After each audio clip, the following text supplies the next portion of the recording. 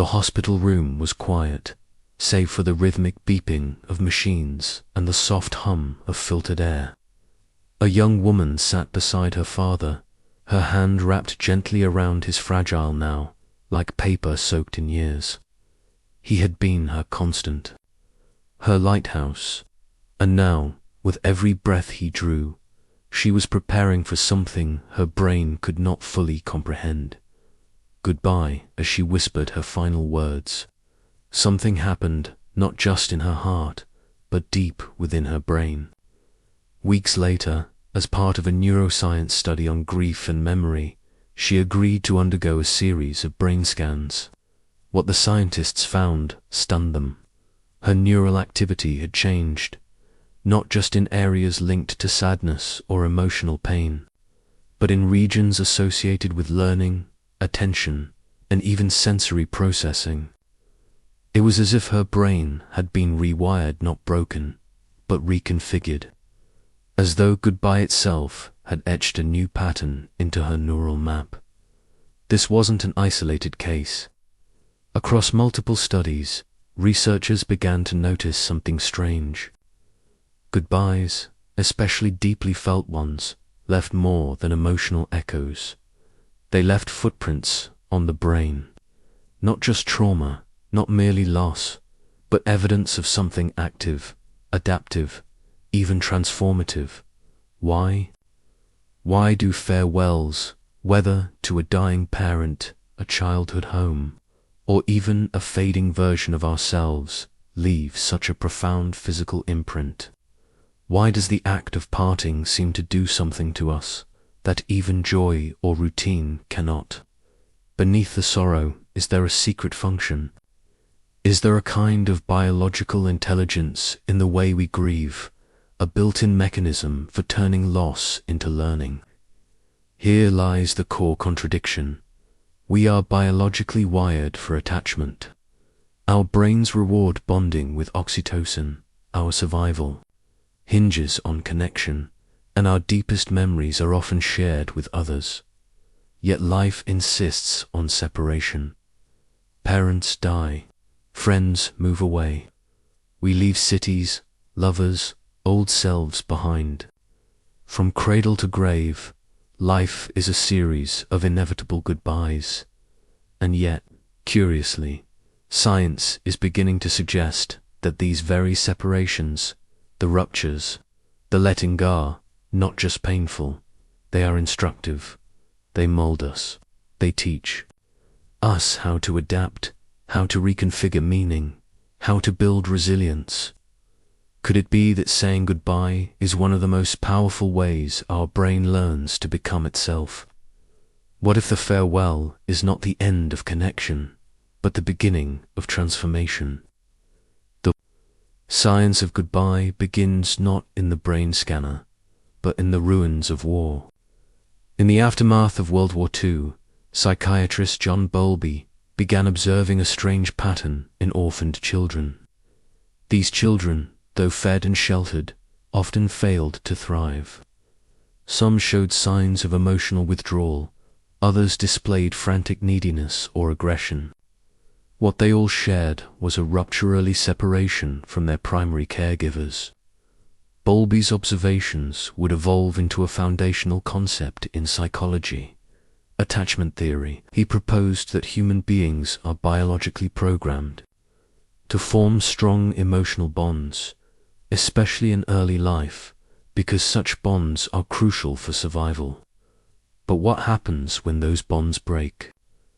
His work with children who had endured wartime separations suggested that the absence of goodbye, of proper emotional closure, left deep marks on the psyche. As neuroscience advanced, so did our understanding of the biological roots of attachment and loss. When we connect with someone, whether a parent, partner, or close friend, our brain floods with oxytocin, the so-called bonding hormone. Dopamine lights up the reward pathways, reinforcing the pleasure of connection. But separation flips the chemical script. Cortisol, the stress hormone, rises. The amygdala, our fear and survival center, activates. The body reads goodbye not just as an emotional moment, but as a potential existential threat. What's most surprising, however, is how dynamic the brain remains during this process. Endings don't just hurt, they change us. They prune old neural pathways, reshuffle emotional priorities, and open the door to new associations. The very architecture of the mind begins to reorganize in the wake of loss. Human beings have always sensed the weight of this transformation. Across civilizations, the act of saying goodbye has been ritualized with uncanny consistency. From Egyptian burial rites to Irish wakes, from Tibetan sky burials to Japanese farewell poems, we find complex and symbolic ways to mark the end of connection. Even breakups, in many cultures, carry their own rites letter, burning, final conversations, tokens returned. Why are these rituals so persistent? Because they serve as both psychological and physiological thresholds. They help the brain register the transition. They allow grief to take shape, to be metabolized. They signal to our nervous system that something real has ended on, that we are allowed, even expected, to begin again in the modern world. However, this ancient loop of attachment and separation is under strain. Psychology now recognizes nuanced forms of grief. Anticipatory grief when we mourn something before it's gone, or ambiguous loss when the goodbye is incomplete, like with Alzheimer's, or a missing person, or a ghosted text thread. Closure has become elusive, and our brains are noticing. Studies show that unresolved goodbyes can trap the brain in loops of uncertainty, anxiety, and emotional dysregulation. Without ritual or clarity, the neural pruning doesn't complete. We remain in limbo neurally, emotionally, spiritually. This is especially true in our digital age, where once goodbyes were formalized letters written, hands shaken, graves visited. We now experience separation through silence, a sudden unfollow, a read message that goes unanswered. Ghosting has entered our vocabulary, but the phenomenon is more than cultural, it's neurobiological. When our brains don't receive a signal of completion, the attachment loop stays open. The dopamine system keeps seeking. The cortisol levels remain high. In a world that has deformalized endings, we may be suffering a crisis of incomplete rewiring, and this brings us to what's truly at stake. If we don't understand goodbye, its biology, its history, its emotional logic, we risk misinterpreting our own pain. We mistake transformation for weakness. We treat grief as a malfunction rather than a natural neurochemical process. We miss the profound intelligence of our own sadness. Goodbye is not a failure to hold on. It's a hidden curriculum for how to let go. Without it, we misunderstand trauma. We confuse resilience with numbness. We try to move on without metabolizing what we've left behind. To understand goodbye, then, is to understand healing itself, not as a return to what was, but as a biological evolution into something new. In 2022, a groundbreaking fMRI study quietly reshaped how scientists understand the process of loss. Conducted by a multidisciplinary team of neuroscientists and psychologists, the study tracked the brain activity of individuals who had recently experienced separation, some through death, others through divorce, breakups, or relocation. The twist: half of the participants had experienced a meaningful, intentional goodbye, whether that meant speaking final words, participating in a farewell ritual, or writing a letter that helped express their emotions. The other half had undergone abrupt separations, a sudden departure, a vanishing without explanation, or an impersonal final interaction. The results were striking. Those who had experienced a structured, emotionally engaged goodbye showed distinct neural activity, reduced activation in stress-related regions like the amygdala, greater stability in the default mode network linked to self-reflection and identity, and a surprising increase in connectivity between regions associated with emotional regulation and memory. 6 months later, these individuals reported significantly lower rates of depression, anxiety, and PTSD symptoms. Their brains had not simply grieved, they had reprogrammed. This insight opens a powerful and provocative question. Can a properly structured goodbye serve as a form of emotional inoculation, a biological buffer against the long-term damage of loss? If so, the implications are enormous, not just for personal relationships, but for healthcare, therapy, education, even how we design our digital spaces. Grief, it seems, is not just a passive reaction, but a deeply active, reconstructive process. And that process may require more than time, it may require intentionality. But here lies the core dilemma. If goodbyes have such healing potential, why are they so often denied? In hospitals, many patients die without warning, alone, or without loved ones being present. In romantic relationships, ghosting and abrupt cutoffs have replaced closure. In careers, friendships, and even global displacement due to war or climate disaster, farewells are truncated, rushed, or silenced. Our fast-moving, high-distraction world leaves little room for intentional endings. And yet, biologically, the cost is real.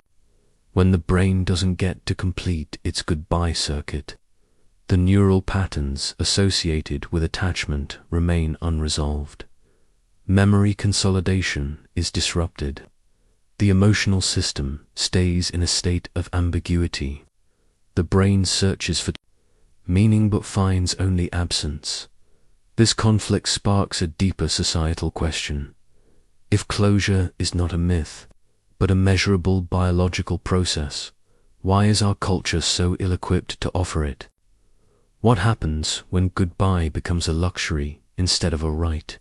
And what are the long-term consequences of this denial?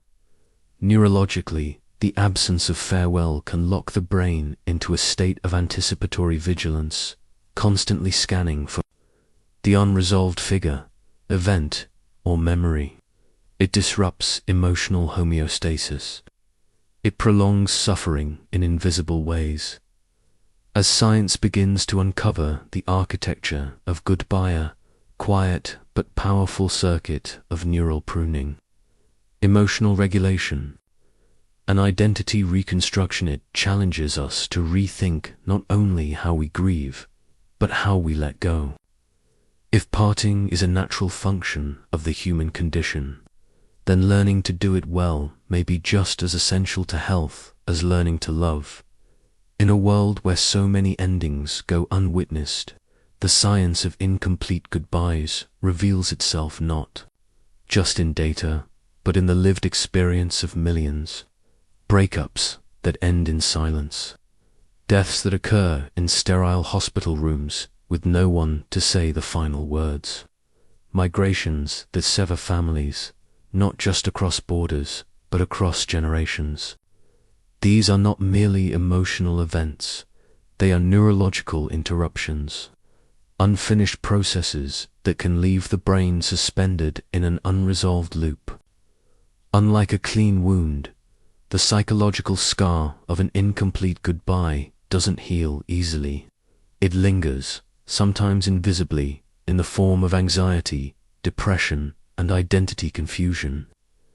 Neuroscience now suggests that when closure is absent, the brain keeps running a background process, searching, reprocessing, unable to fully archive the relationship or event. It's not just mourning what was lost. It's waiting for something that never arrives. Few situations make this clearer than the experience of Alzheimer's caregivers. For those tending to a loved one fading into dementia, goodbye isn't a single moment. It's a slow, recursive unraveling. Each day brings another small loss of memory, of recognition, of shared history. Caregivers often describe the feeling of saying goodbye over and over again, yet never completely. Studies show that this form of chronic grief is linked to unusually high rates of depression and burnout. The ambiguity of the loss, the person is alive, but not the same, leaves the brain in a state of constant adjustment, but never resolution. It is a neural paradox, grieving someone who is still breathing. And because there is no clear endpoint, no ritual closure, the brain's emotional circuitry cannot reorganize. It remains open, raw, searching for finality. Contrast this with a historical practice from one of humanity's darkest chapters. During World War I, soldiers often wrote goodbye letters before heading into battle, tucking them away in case they never returned. These letters, discovered and delivered posthumously, served a profound purpose for grieving families. They were not just tokens of remembrance, they were stabilizing psychological anchors. In the chaos of wartime loss, a letter brought something structured, intentional, deeply human. Families who received such letters reported lower incidences of complicated grief and were more likely to speak of their loved ones with peace rather than trauma. Even when death was abrupt, the presence of a final message offered the brain a coherent narrative. It made the unbearable somehow bearable. The reason this matters may lie in how the brain processes loss, not unlike how it processes physical injury. Consider phantom limb syndrome. When a person loses an arm or leg, their brain often continues to perceive its presence, generating sensation or even pain in the missing limb. A similar phenomenon may occur with emotional bonds. When someone disappears without goodbye, whether through ghosting, death, or exile, the brain's attachment circuits often keep feeling them. Phantom emotional presence is not a metaphor. It's a measurable experience. We dream of them, expect their return, hear their voice. Neural pathways built through connection don't vanish instantly. Without an intentional act of separation, the brain struggles to reconcile absence with reality. Culturally, the way we approach endings varies dramatically. In much of the West, there is an emphasis on closure, the idea that one must move on, find finality, and cleanly sever emotional ties. Funerals, goodbye parties, and closure conversations are meant to box the past and protect the future. But Eastern philosophies often hold a different view, that impermanence is a natural state, and that clinging to resolution may itself be a source of suffering. In traditions like Buddhism, goodbye is not a moment to be conquered, but a process, to be witnessed gently and continually, rather than seeking closure. One learns to live in fluid relationship with what was and what remains. This philosophical divide becomes even more visible in our digital lives. Today, grief has gone online. When someone dies, their social media profiles often become memorials. Friends post messages to them years after they're gone. Others scroll through old photos, watching conversations preserved like digital fossils. This new form of digital grief challenges traditional ideas of goodbye. The person is gone, but their data remains searchable, clickable, haunting. In some ways, these digital echoes offer comfort, continuity. In others, they prevent the brain from completing its grieving process. They blur the line between presence and absence. Are we letting go or holding on? These complexities lead to urgent ethical questions. In hospitals overwhelmed by crises such as pandemics, families are often denied the right to say goodbye. For the sake of public health, people die alone. Is this a necessary evil or a wound with lifelong consequences? Studies from COVID-19's early waves show that families who lost loved ones without final moments had higher rates of PTSD and complicated grief. The ethical tension is sharp. Do we protect the living at the cost of emotional trauma, or do we risk contagion to preserve the fundamental human need for farewell? And now, in the age of artificial intelligence, a new dilemma arises. Companies are beginning to create AI simulations of deceased loved ones, chatbots trained on their text history, voice recordings, or photos. These digital entities can have conversations, even comfort the grieving. But is this true closure or a form of emotional denial? Does interacting with an AI replica help the brain let go, or does it reinforce the attachment circuit, keeping the goodbye incomplete? As technology invades the most sacred corners of our emotional lives, we are forced to ask, should we engineer closure? Or does the very act of simulating presence undermine the possibility of peace? The science of incomplete endings is more than a niche topic. It is the backdrop of our time, shaped by mobility, mortality, digitality, and cultural tension. And at its heart lies a universal truth. The brain is not indifferent to how things end. It records, reorganizes, and rewires itself around these endings. When we ignore them, the cost is not just emotional, it is neural, physiological, existential. We must learn not just how to hold on, but how to let go wisely, intentionally, and with the same reverence we give to connection itself. For much of history, we've treated goodbye as a wound, something to endure, recover from, or, if possible, avoid. But a new wave of neuroscience is reframing that view entirely. In what may be one of the most profound shifts in our understanding of human emotion, researchers are now proposing that goodbye is not merely an emotional state, it is a skill, a learned, trainable, biologically active process, one that reshapes the architecture of the brain itself. Goodbye, in this light, becomes less of a collapse and more of a construction site. Each farewell, whether to a person, place, identity, or belief, acts like a scaffold for neuroplasticity. It doesn't just hurt, it teaches. At the heart of this emerging theory is a radical idea. Every meaningful goodbye triggers a re-encoding of identity. The brain, faced with the loss of someone or something deeply connected to the self, is forced to reorganize its sense of who I am. fMRI studies show that when individuals engage in intentional rituals of parting, such as writing letters, speaking final words, creating memorials, or even having structured conversations with the absent, they display increased activity in the medial prefrontal cortex and the hippocampus, the same regions involved in memory, integration, and narrative construction. Over time, these practices lead to stronger emotional regulation and more coherent self-concepts.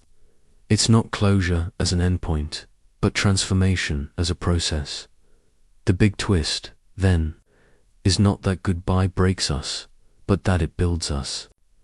Painful though it may be, the act of letting go is one of the most sophisticated cognitive feats the brain can perform. It draws upon memory, emotion, attention, and meaning-making all at once. Studies in neuroplasticity now show that people who practice structured goodbye rituals over time, farewell letters, personal conversations, symbolic acts, are more likely to adapt with resilience in future losses. They're not immune to grief, they're fluent in it. Their brains learn to process endings as passages, not voids. The most mind-bending realization, however, comes from what goodbye activates. The same neural networks involved in partying are shared with those activated during moments of intense learning, creative insight, and even mystical or spiritual experiences.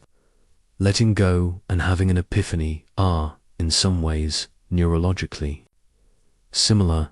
Both require us to relinquish old models and make space for new ones. That's why grief can be a gateway to perspective. Why some people emerge from deep loss with unexpected clarity, renewed purpose, or even a changed worldview. The brain, stripped of what was, becomes temporarily more malleable, open to reconstruction. Here lies the narrative fulcrum. When you say goodbye to someone, you don't just lose them, you become someone else. A daughter who loses a parent becomes a different daughter. A friend who leaves behind a childhood home carries that absence into their sense of place and time. A person who ends a relationship doesn't just exit a bond, they exit a version of themselves. Goodbye is not a cliff, it's a threshold. Not an ending, but a neurological doorway. And on the other side of it, the brain isn't weaker for the parting, it's redefined. Modern neuroscience has begun to illuminate what poets and philosophers have long intuited, that saying goodbye is not merely an emotional upheaval, but a profound neurological event. At the center of this discovery is the brain's default mode network, DMN, a constellation of interconnected regions responsible for self-reflection, autobiographical memory, and future planning.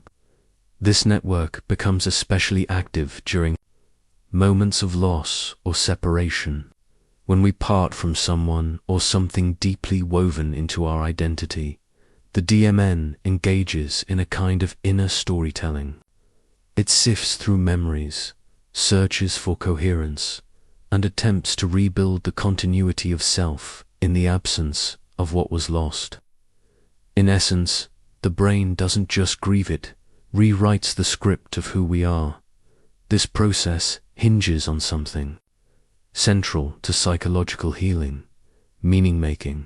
Viktor Frankl, the Austrian neurologist and Holocaust survivor, built an entire school of therapy, logotherapy, on the belief that human beings can endure almost any suffering, so long as it can be made meaningful. His insights now find support in neurological data.